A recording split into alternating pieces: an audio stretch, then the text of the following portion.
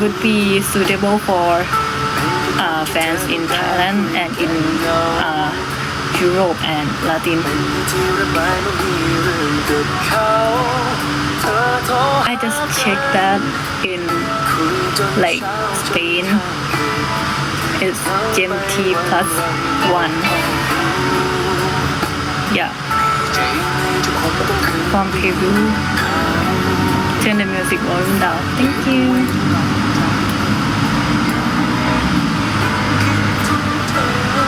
Love you too from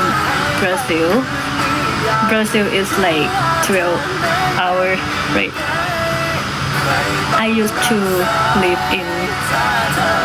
US, which is like 11 hours different. อยู่คนเดียวกลัวไหมคะไม่กลัวค่ะ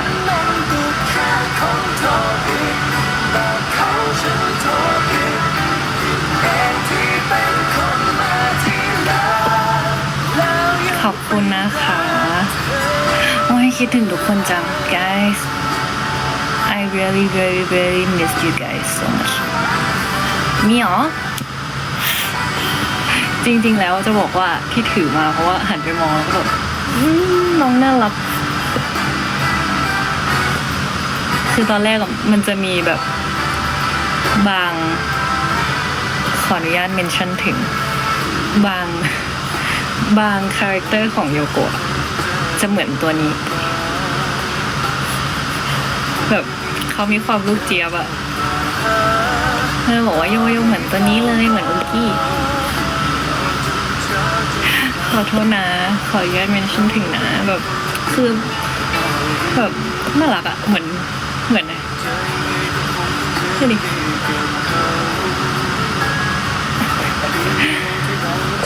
วันนี้เหนื่อยไหมวันนี้ไม่ค่อยเหนื่อยค่ะ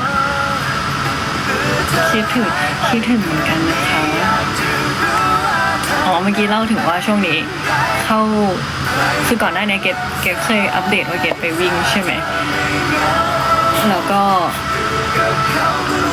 เพิ่งมาแบบเข้าไปเทรนจริงจังค่ะแล้วก็คุมอาหารเพราะว่าด้วยเจเนติกอะเกดจะเป็นคนตัวบางโครงจะแบบไม่ได้เป็นแบบตัวหนาอะไรเงี้ยจะต้องใช้กล้ามเนื้อเข้าสู้แล้วก็จริงๆอะเทรนอาทิตย์ละ4 วันแล้วก็วิ่ง6 วันแต่ว่าอาทิตย์เนี้ยคือเกดไปเรียนกลองมาแล้วตอนที่เกดไปเรียนกลองอะขอเป็นเพลงกันค่ะแล้วตอนที่เกดไปเรียนกลองอะทุกคนเกดก็เปิดประตูห้องน้ำแล้วประตูห้องน้ำเกดก็นิ้วก้อยทุกคนน่าจะเคยเป็นนิ้วก้อยเท้าอ่ะไปเตะประตูห้องน้ำแล้วมันก็ม่วงแล้วตอนนั้นเกดไม่รู้ตัวเกดก็ไปเล่นกลองต่อมันเป็นนิ้วก้อยเท้าซ้ายซึ่งมันเหยียบไฮแฮทแล้วเหยียบอย่างมันเลยตีจังหวะดิสโก้ตึงโป๊ตึงโตตึงโป๊แล้วก็ไม่รู้ตัวอีกก็มันใส่ถุงเท้าอยู่เนาะเจ็บตอนนั้นคือแบบเจ็บแต่ทำครูเพราะว่าเราอยู่ในโรงเรียนแล้วเกก็ไปเทรนต่อไปเทรนอีก1 ชั่วโมงนิ้วง่วงเทรนต่ออีก1 ชั่วโมงแล้วเกก็ไปวิ่งอีก1 ชั่วโมงแล้วพอกลับบ้านอ่ะนิ้วเกดบวมตุยเจ็บแต่ตอนนั้นมันไม่รู้ตัวมันชาแล้วก็นิ้วก็ม่วงตอนนี้ก็ยังม่วงเลยอาทิตย์นี้ก็เลยเทรนได้แค่3 วันเองชิมแล้วก็เครียดแบบคือตอนแรกอะคิดว่าตัวเองรับไหวแบบชิลแต่ว่า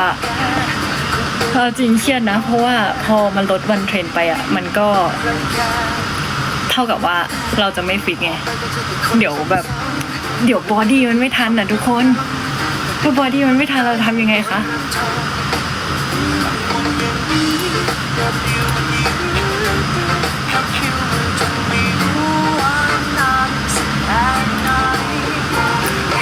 ไม่ได้ภาพมันต้องสวยภาพในมันยังไม่ถึงแต่ว่าไม่ได้ค่ะ มันต้องแบบเราทำเพื่อคนดูเราจะให้ทุกคนคือกล้องถ่ายซีรีส์มันใช้มือตู่ไม่ได้นะ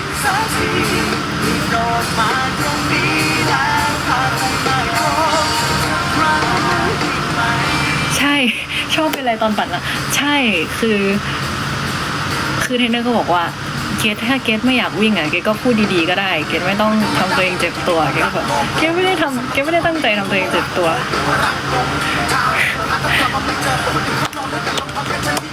โอ้ว่าแล้วเราก็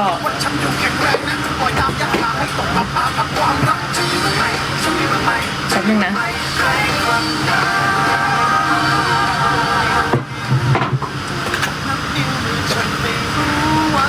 ว่าแล้วเราก็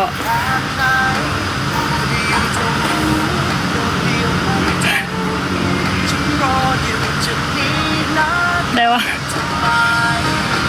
เพราะว่าเกรทไม่ได้เทรนเลยวันนี้ทุกคนสงสัยแล้วสิว่าทำไมเขาไม่กดตลกอ่ะทุกคนครับหยิบดัมเบลมาแล้วหยิบดัมเบลมาใช้พลาสเตอร์พันนิ้วก้อยกับนิ้วนางคือตอนไปโรงพยาบาลนะเกรซก็บอกเหมือนกันค่ะบอกหมอว่าให้ช่วยติดให้มันชิดกันได้ไหมแบบ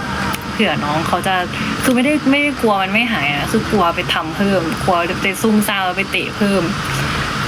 แล้วหมอก็เลยบอกว่าคือมันเป็นด้านชิดในค่ะ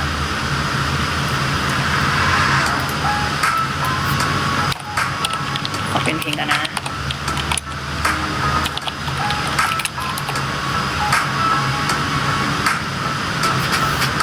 มันเป็นด้านเขาเรียกว่าอะไรมีเดียวด้านตรงเนี้ยคือเส้นเลือดมันแตกเขาเลยบอกว่าถ้าไปพันชิดกันแล้วมันจะแบบเดี๋ยวจะมีคนบอกว่าพี่เกดออกกำลังกายไม่ถูกต้องเกดเอามาเล่นนะ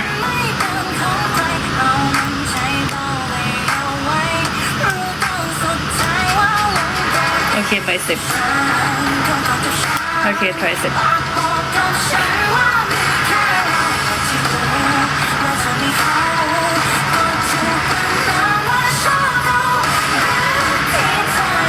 โอเคอัพ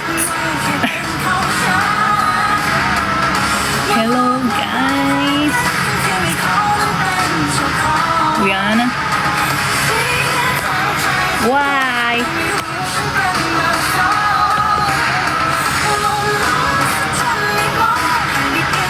ซื้อมายังอยู่ในกล่องทุกคนคะ guys let's bring you dumbbells ไปพักก่อนโอเคค่ะฝันดีนะคะขาให้เรียกเกต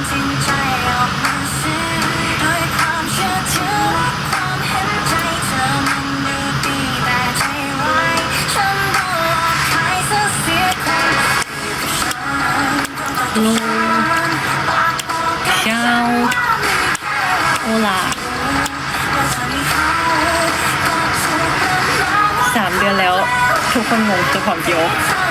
Do you run? Yes I run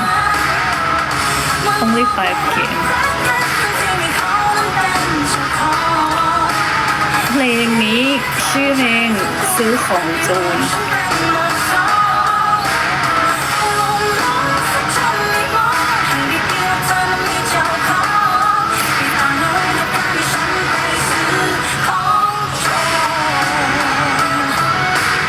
เล่นอะไรกัน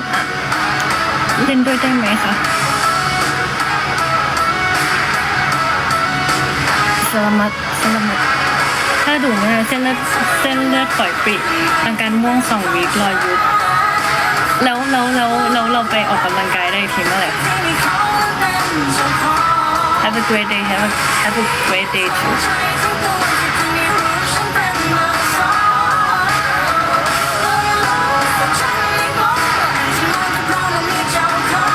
I hope you will record your video I'm thinking about it but like it has the limitation like it's a public gym. If we record it, somebody gonna notice it, and it's not safe for us.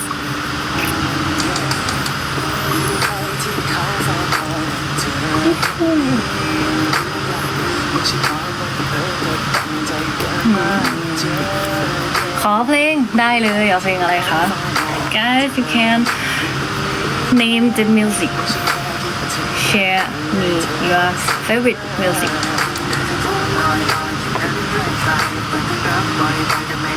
What make you pursue your master?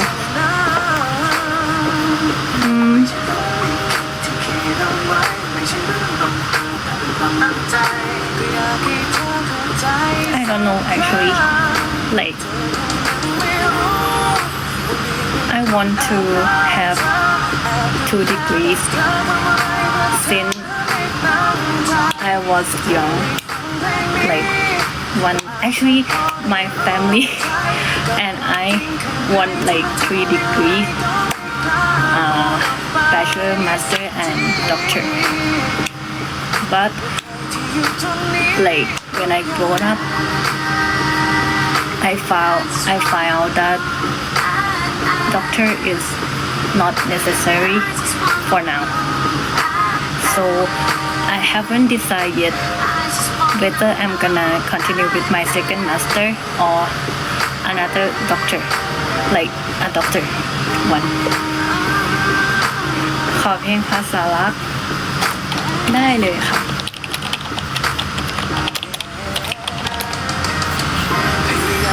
like during ภาษารักเหรอคะอันนี้คือชื่อเพลงใช่ไหมของใครอะคะไม่เจ็บก็ออกได้เลยไม่เกี่ยวกันอ๋อยังเจ็บอยู่เลยค่ะ Happy birthday พี่เปิดแค่ที่รักไปแล้วนะคะที่รัก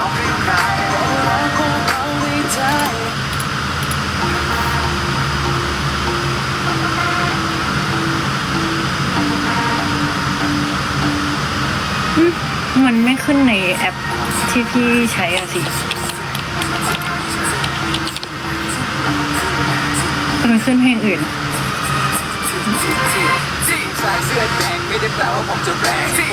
เดี๋ยวแอดทูซิลไปเพลงของ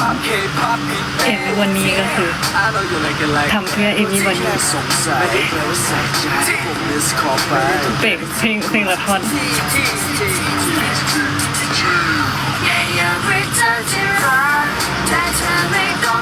Looking forward to Dangerous List. Thank you. Thank you so much. Within, I think it's gonna be huge.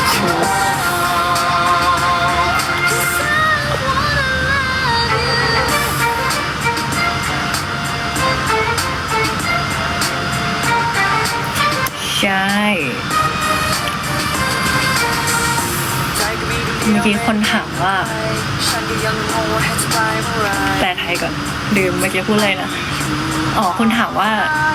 ทำไมพี่เกดเรียนต่อปริญญาโทวะเกดอ่านไม่ได้เหมือนกันแต่ว่าก็คือเกดจำไม่ได้เหมือนกันว่าทำไมเกดเรียนต่อปริญญาโทแต่ว่าเหมือนเกดคิดตั้งแต่ตอนเด็กแล้วว่าแบบว่าอยากเรียนจริงๆตอนเด็กอะคุยกับที่บ้านคือแบบก็เรียนจบเอกไปเลยอะไรเงี้ยเนาะตอนที่เรายังไม่รู้อะไรเยอะแต่ว่าเหมือนพอเรียนไปอะค่ะพอเข้ามหาลัยตอนสัมภาษณ์เข้ามหาลัยอะเขาก็ถามว่าแบบคุณเห็นอนาคตคุณใน5 ปียังไงอะไรเงี้ยที่บอกว่าจบตรีแล้วจะต่อโทก็พอดีเลยก็ได้ต่อโทเลยแต่ว่าพอเอาจริงๆนะพอเรียนต่อโทมาแล้วอะค่ะคือเกดเรียนชีวิตมันตลกมากเลยทุกคนไทยอยู่ไหมไม่งั้นจะเล่าภาษาอังกฤษคือ สวัสดีค่ะสวัสดีคือตอนที่เกรดเรียนมันตลกไหมไม่รู้นะมันดูแบบไปอย่างไงคือตอนเรียนมต้นเรียนกิฟเต็ดภาษาไทยเรียนกิฟเต็ดภาษาไทยแล้วก็มปลายอ่ะตอนแรกเกรดอยู่บดินทร์ใช่ไหมบดินทร์เดชาแล้วก็มปลายก็ไปสอบกิฟเต็ดวิทยาศาสตร์ที่สามเสนแล้วก็ได้แล้วก็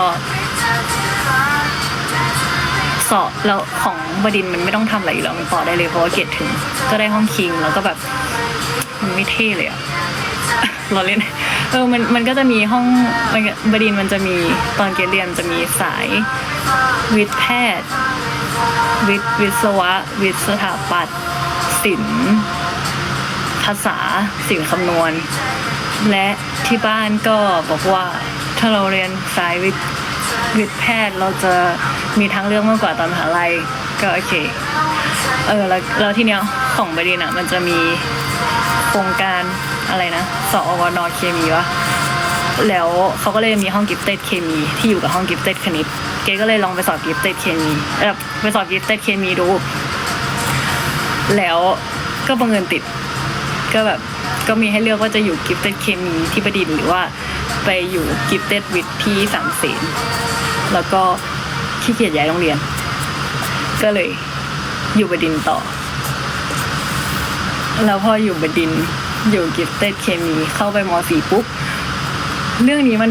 บังเอิญมากเลยมันบังเอิญคือไปรอรถโรงเรียนที่ห้องสมุดแล้วพอรอรถโรงเรียนที่ห้องสมุดก็ไม่รู้จะอ่านอะไรแล้วก็หนังสือเล่มหนึ่งที่ได้เจอก็คือมันเขียนว่าเศรษฐศาสตร์ยังมีเล่มนั้นอยู่เลยเศรษฐศาสตร์หมายถึงว่าเล่มคู่กันนะไม่ใช่ว่าเกรดไปเอาหนังสือที่ห้องสมุดมานะเศรษฐศาสตร์จุลภาคเขียนเศรษฐศาสตร์จุลภาคของจุฬาเราก็เลยไม่รู้จะทำอะไรก็เลยไปนั่งอ่านหนังสือเศรษฐศาสตร์เล่นแล้วก็แบบสนุกดีว่ะเราไม่เคยรู้เรื่องนี้มาเลยแป๊บนึงนะอ่านก่อน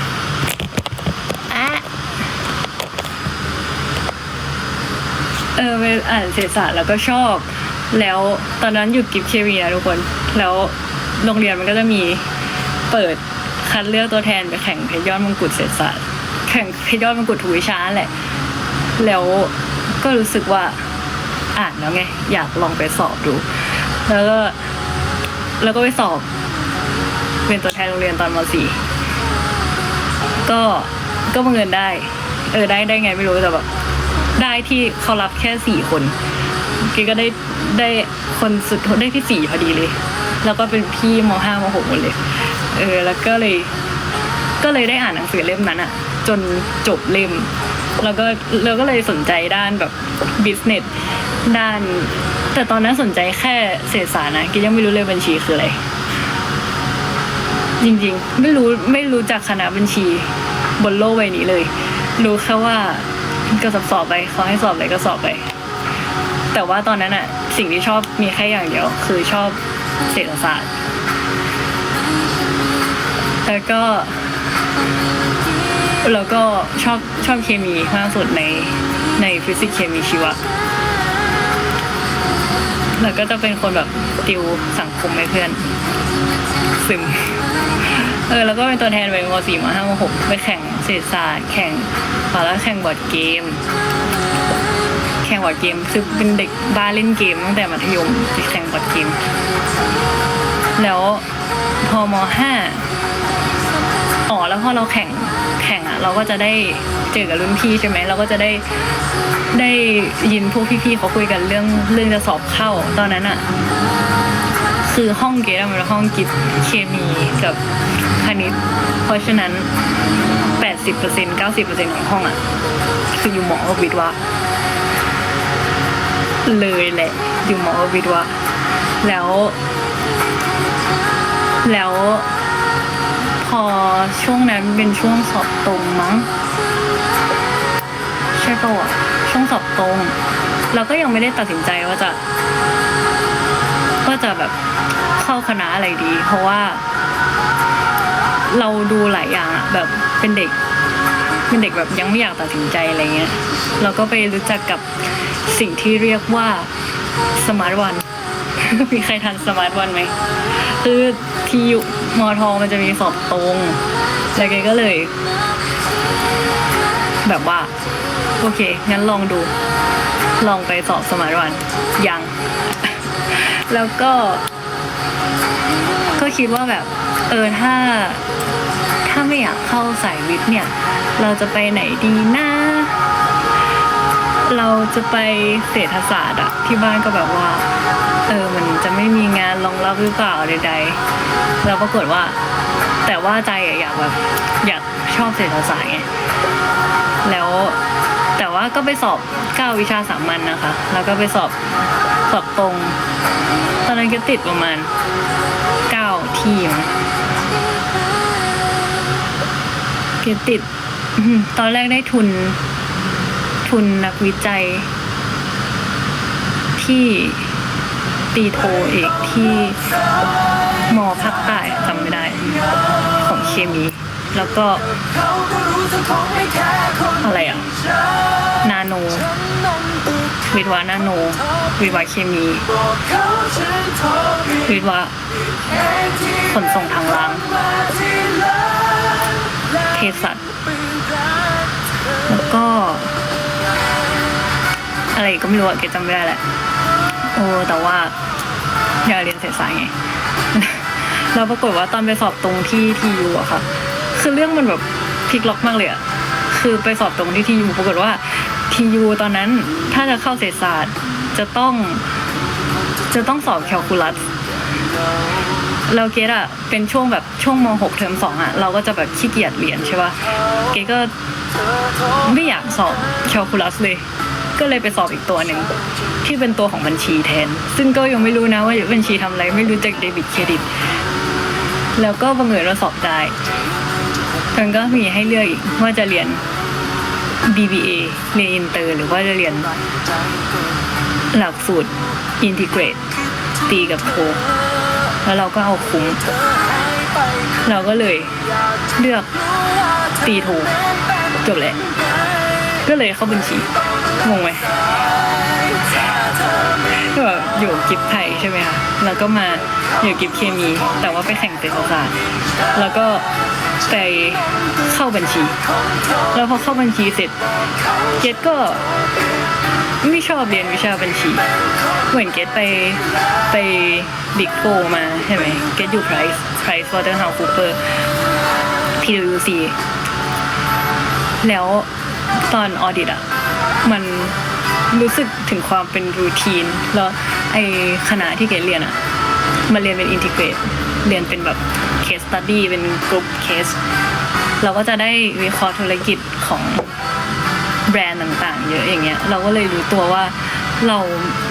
ชอบบิสเนสมากกว่าชอบบัญชีชอบแข่งเคสตอนนั้นก็แบบรวมกลุ่มกับเพื่อนไปแข่งเคสที่นู่นที่นี่อะไรเงี้ยช้อปปี้แล้วก็ได้ก็เลยต่อโท management ไม่ได้ต่อ finance เพราะว่าไม่ชอบเหมือนมันจะแบบดูจะเป็นตามทางคนอื่นแต่ว่าก็จะแบบมีจุดหักเหเพราะว่าความแบบไม่ชอบอะไรเงี้ย Hi guys why ตก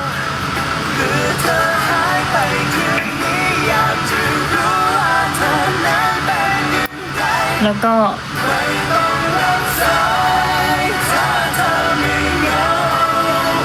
ไม่คือแกไม่ได้ พูดจริงๆนะแกไม่เคยคิดว่าตัวเองเก่งแบบว่ามันดู ไม่ได้คิดว่าตัวเองเก่งจริงแบบว่าพี่คิดดูนะแกอยู่กับสังคมที่ในห้องมีเด็กท็อปประเทศที่ตอนนี้ไปเป็นหมอแล้วไปทำงานวิจัยแล้วเรียนต่อนอกแล้วเราก็จะไม่ได้รู้สึกว่าเราเก่งอะแค่แบบว่าสนุกกับมันสิ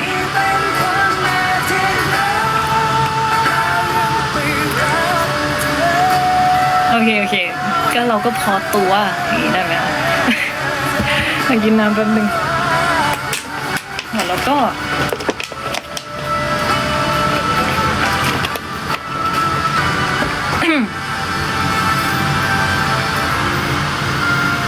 คือจริงๆที่เล่าเพราะว่าอะไรรู้ไหม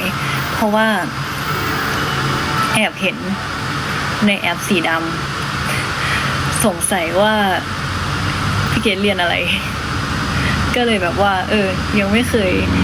คยมาเล่าเลยมีไปใกล้ฉัน แต่ว่าตอนเรียนก็แบบว่ามันไม่ดีนะทุกคนคือไม่ค่อยได้เข้าเรียนเท่าไหร่คือมันไม่ได้มีคะแนน attendance เอก็หมกตัวทำเคสอยู่กับเพื่อนมากกว่าทำเคสกับเป็นลีดคือตอนเป็นลีดอ่ะมันต้องไปซ้อมที่รังสิตแล้วเกเรียนท่าพระจันทร์เกก็ต้องเลิกเรียน4 โมงแล้วก็นั่งรถตู้จากท่าพระจันทร์ไปรังสิตซ้อมเสร็จตี 3แล้วก็นอนหอเพื่อนตี 5ตื่นมานั่งรถตู้จากรังสิตกลับมาท่าพระจันทร์มาเรียนตอน9 โมงเช้าคือมันแบบว่าก็แบบว่าไม่ค่อยจะเข้าเรียนเท่าไหร่เข้าไปตอนที่แบบมีพรีเซนต์อะไรเงี้ยเกจะสนุกกับการทำงานกลุ่มจบบดินทร์ใช่ค่ะจบบดินทร์หล่อจังไม่ได้ฟังพี่เกดพูดฝากไปต่อใน X ด้วยนะไปนอนแล้วหรอฝันดีนะคะ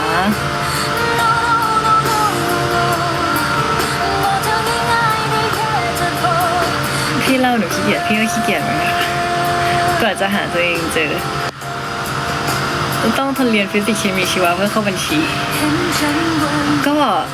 เอาจริงไหมเกรซรู้สึกว่ามันเป็นข้อดีนะคะการเรียนฟิสิกส์เคมีชีวะเพราะว่าทุกวันนี้ที่เราใช้ชีวิตประจำวันอยู่เราก็ใช้วิทย์พื้นฐานจากตอนม.ปลายม.ต้นนึงนั้นนะในการแบบใช้ชีวิตอะ Do you play PUBG no แล้วก็ไม่เคย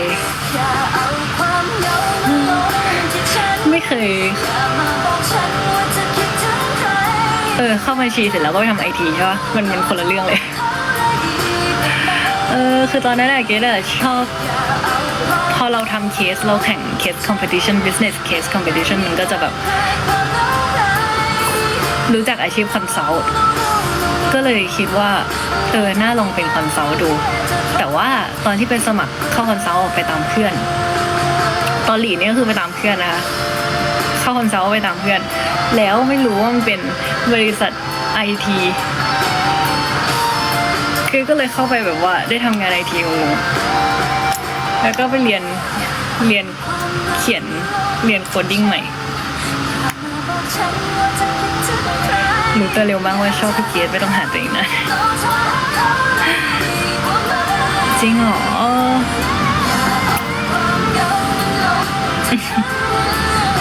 Hi from Philippines Hi Grace Diamo Brazilเดี๋ยวก่อนไลฟ์30 ชั่วโมงได้ไหมอยากมองหน้าพี่นานๆอยู่ด้วยกันไหมคะแล้วก็ที่เกดมาอยู่ตรงนี้ได้ทุกวันนี้คือมันบังเอิญอีกแล้ววันนี้บังเอิญจริงๆมีคนเป็นพยานอยู่ในนี้ด้วยมีเพื่อนคนหนึ่งทักมาบอกว่าเกดตอนนั้นกำลังแบบเป็นคอนซัลท์สาวนั่งประชุมอยู่แล้วตกแตกทำงานประชุมต้องเชิงจนถึงดึกแล้วก็เพื่อนทักมาเกรซงานหนังสือปีนี้เขาพูดชื่องานหนังสือมาตูดเป็นงานหนังสือของเจียวงานหนังสือปีนี้เราไม่มี MC บ่นายมันก็ไม่ได้พูดแบบนี้หรอกนะแต่ว่ามันบอกว่าหา MC อยู่พูดเพื่อนนี่ก็แบบแล้วไงบอกว่าใช่ไหมเนี่ยคนนี้ใช่ไหมเนี่ยนอนแล้วหรอฝันดีนะคะวันนี้กันมาดึกเลยใช่ไหมทำไมทุกคนนอนไวจัง5 ทุ่มเองแกก็ไปเป็น MC ให้นั่นแหละก็ไปเป็น MC ให้บูธงานหนังสือเพื่อนแล้วก็ ตอนนั้นในงานหนังสือก็มีการเปิดตัวแคสของซีรีส์เรื่องหนึ่งแล้วก็มีแฟนคลับไปยืนรอแคสซึ่งเราก็ไม่ได้รู้จักคือตอนนั้นเกดเพิ่งกลับมาจากอเมริกากลับมาแล้วก็มาทำงานกลับมาเรียนทำงานก็ไม่ได้รู้จักเลย GL ไม่รู้จักก็ไปขึ้นเวทีปุ๊บแล้วก็อยู่ก็มีคนบอกว่าก็เหมือนแบบว่าแฟนคลับตรงนั้นเขาก็มาทำความรู้จักแหละนั่นแหละเป็นครั้งแรกโอ้ยมีคนรู้ด้วยนั่นแหละเดี๋ยวฝากทุกคนไปแปลด้วยนะเกดจำไม่ได้ว่าเกดพูดอะไรไปบ้าง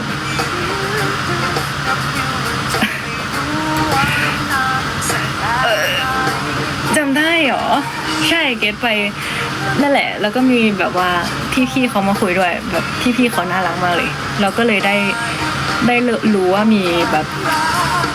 มี GL มีเปิดแคสอะไรเงี้ยแล้วเพื่อนก็เลยบอกว่านี่ที่นี่เปิดแคสอะไรเงี้ยลองไปแคสดูตอนนั้นยังท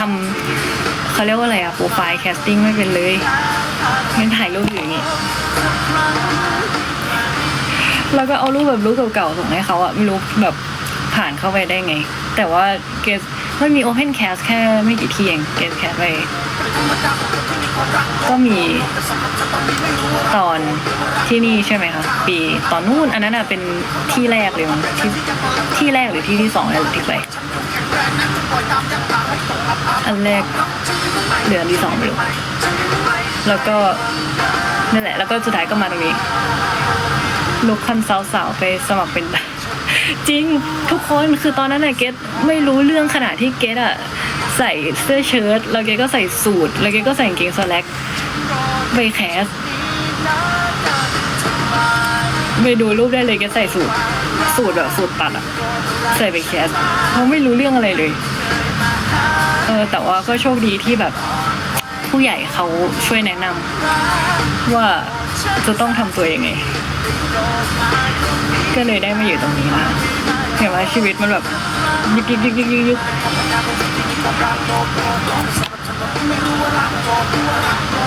ไวเนาะ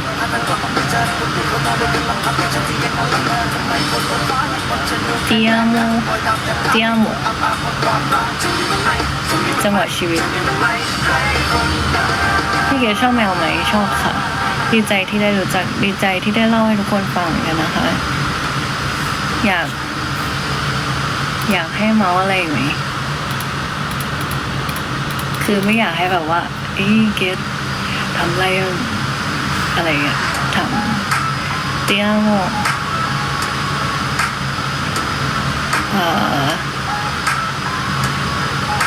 I just learn like five words Spanish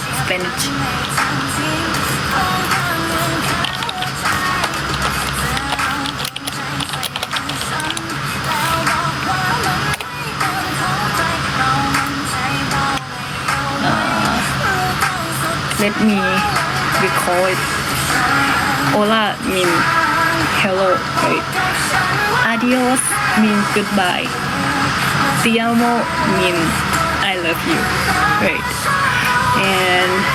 buenos dias mean good morning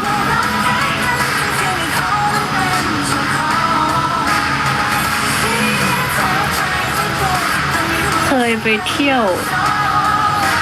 อะไรนะคะไปอเมริกาตอนไปอเมริกาก็สนุกตอนไปอเมริกาเกดไปนิวยอร์กไปเที่ยวนิวยอร์กก่อนแล้วก็ไปดีซีค่ะแล้วก็ไปเวอร์จิเนียไปทุกคนจะแบบงงแน่เลยBuenos Dias Buenas noches right ตอนไปอเมริกาเกดไปเป็นไลฟ์การ์ดคนที่ดูแลความปลอดภัยที่สระว่ายน้ำ ราะว่ามันเป็นอาชีพที่รายได้โอเคหน่อยแล้วก็ไม่ต้องทำอะไรเยอะวันๆเล่นกับสัตว์ที่มาอยู่แถวๆสระว่ายน้ำแล้วก็เล่นกับเด็ก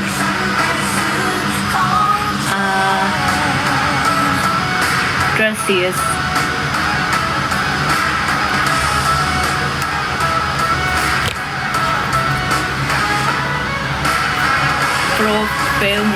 por favor great mean please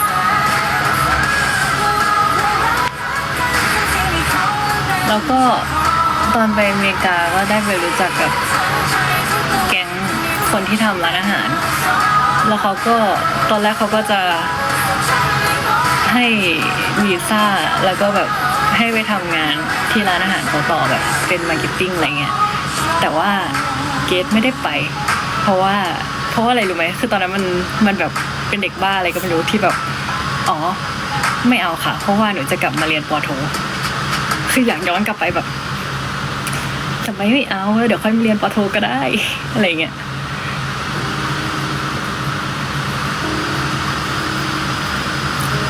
Lo siento mean sorry. Do you ever went to Europe? Never.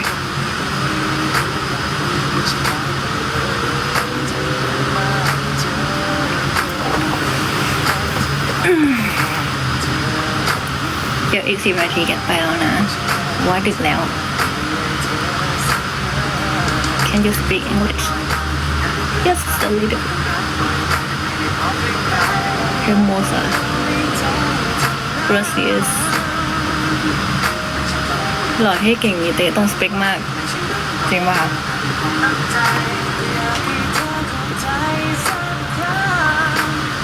จริงหรือเปล่าเดี๋ยวอีก10 นาทีค่ะเพราะว่าดึกแล้ว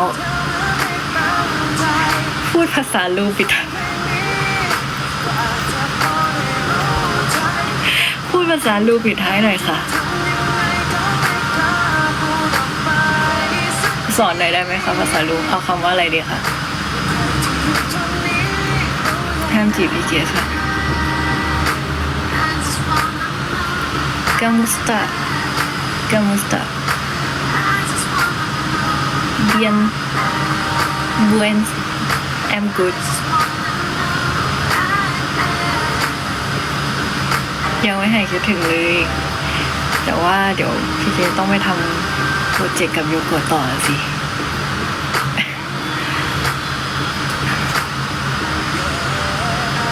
มีคนรู้ทันใช่ทำพิชชิ่งดิไหนใครให้พูดภาษารู้อ่ะ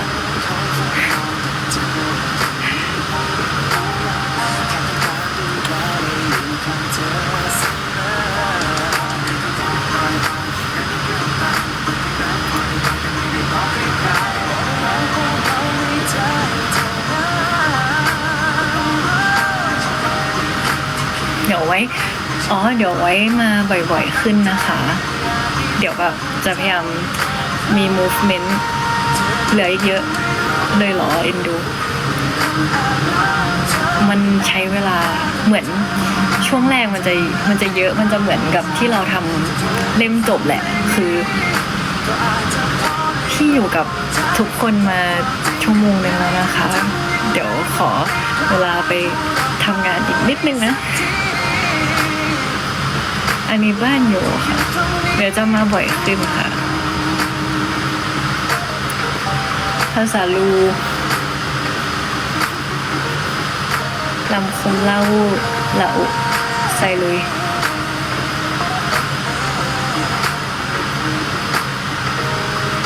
สอน1 คำสักรุปแปลว่ารัก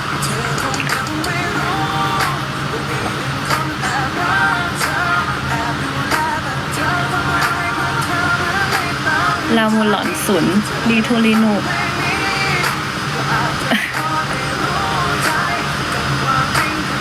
โอลา I'm gonna end live in 7 minutes guys บอกว่ามาสอนสิคะมาสอนที่นี่เร็วฝากให้กำลังใจน้องโยได้ค่ะ พี่ก็พูดได้ทุกภาษาเลยเนาะเดี๋ยวไม่แข็งแรงสุภาษาเลย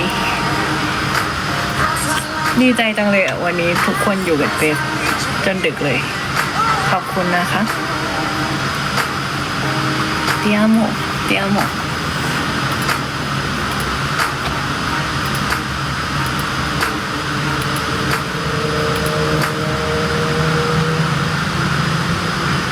¿Cómo estás?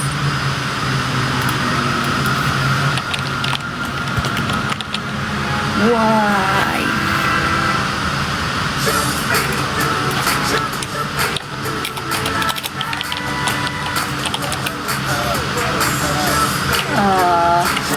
Bien. Bien. เขาว่าคนพูดคะขาเจ้าชู้จริงไหมคะ ไม่จริงครับ ไม่จริงครับ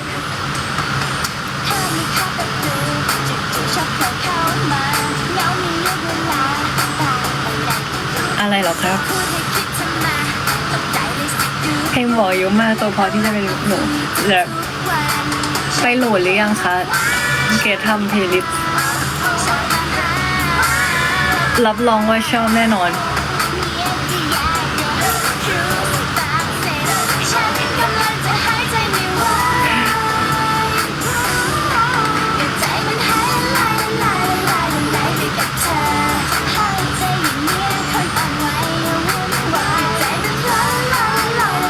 If you want me to say something, please, like,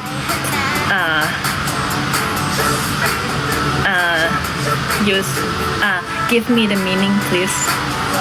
I don't want to say bad words.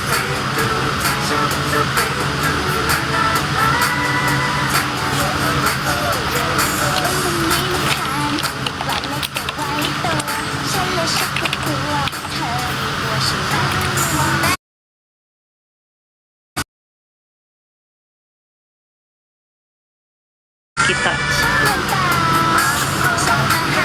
Let me check. Oh, Filipino, Tagalog. Mahal kita.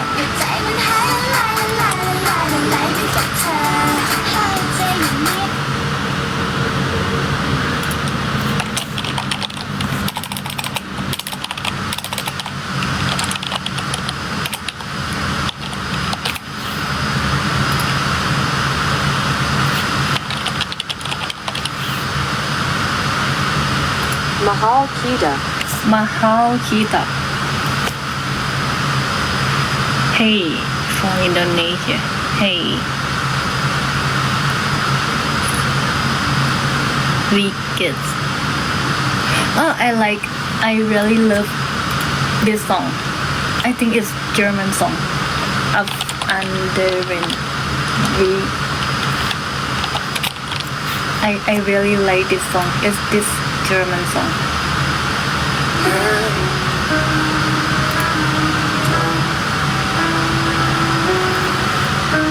Du willst gehen, ich lieber springen. Wenn du redest, will ich singen. มีบัตรต่อเวลาไหมคะ เดี๋ยวพี่แอดมินเขาจะง่วงก่อนนะแล้วก็เดี๋ยวเก๊ก็จะง่วงด้วยทุกคน Wo ist die Liebe geblieben? Ich fühl mich jung und du dich alt, so fallen wir uns fehlt der Halt. Wir müssen uns ยิ่งดึก bewegen. ยิ่งหล่อแปลว่าเดี๋ยวรอบหลังเดี๋ยวหลังๆเก๊มาสักตีสองอยู่ด้วยกันไหมคะ Wir gehen auf anderen Wegen. Mein Herz schlägt schneller als ปล่อย dein. พี่แอดมินไปนอนส่วนพี่เกดอยู่ต่อได้เลยค่ะ ได้ มาจริงปะล่ะท้าตักบาตรเช้าเลยค่ะ อยู่สวดมนต์ด้วยกันไหมคะ เชียร์สนากตาพุทธาเชโดอังสวรรค์ตีห้าก็อยู่ได้ค่ะนอนดึกกันนะคะเนี่ยได้เดี๋ยวคือใช่เกดลืมโพสต์ลงไปว่าเกดจะมาไลฟ์คิดถึงจังเลยอ่ะคิดถึงทุกคนจัง sind Geh ein lo, festgefahrenes Wan Sau. Ritual, das Mal immer guck, stärker Wan La. brennt. Oh, geh Und ich ich hin, frage Wan. nicht mehr nach, was uns verbindet oder trennt, weil ich weiß, wir fahren weiter im เพื่อ Kreis. พี่ตีสี่ก็อยู่แล้วพี่ไม่อยู่ Müssen atmen, wieder wachsen. เหมือนคราวที่แล้วมีคนบอกว่า เกดว่าจะถามอยู่ มีคนบอกว่าวันที่7อะไรสักอย่าง หรือเกดอ่านผิดแบบเอนี่อ่ะเรื่องของหลานอ่ะ Mein Herz แล้ว schlägt schneller. เกดก็ไปหาสลาก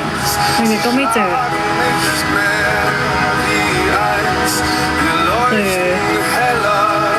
allein. เกดก็เลยไม่รู้ว่าหมายถึงอะไร แบบเกดต้องไปดูที่ไหนอะ Herz schlägt schneller als deins. แต่จริงๆเกดอยากไปนะ Nicht mehr wie einst. Wir leuchten heller allein. Vielleicht muss es so sein. หรอโหยถ้าคอนน่าจะยากเลยค่ะ Es wird hier, ist ein Teil von mir. อ่ะคือ Ich weiß, อ่ะคือ ich lebe. Weiß, อ่ะอ่ะ Aku Sinta Kamu. อ่ะอ่ะ Aku อา Sinta คูซิน Kamu. จะแคมูเฮ้ย oh, mein Herz schlägt schneller als deins. Sie schlagen nicht mehr wie einst. Wir leuchten heller allein. Vielleicht muss es so sein. I am Professor Mein Herz schlägt schneller als deins. Sie schlagen คือวันเนี้ยร้องอยู่2 เพลง wie einst. Wir leuchten heller allein. Vielleicht muss es so sein. เรามันทีม Vielleicht muss es หลานๆอยู่แล้วค่ะ โอ้20 แล้ว ต้องไปแล้ว so บอกว่าเอนี่รักใครให้ทำปากจู so sein.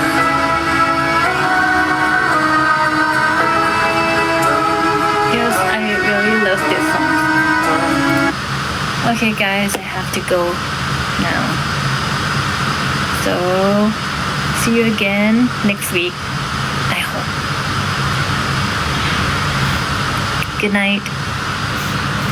good night Buenas no adios see you again next week good night Buenas noches thank you guys adios เจเจียนบายบายขอบคุณทุกคนนะคะฝันดีนะ please take care of yourself for me please see you next week or next week bye bye thank you for watching me and stay with me till almost midnight bye bye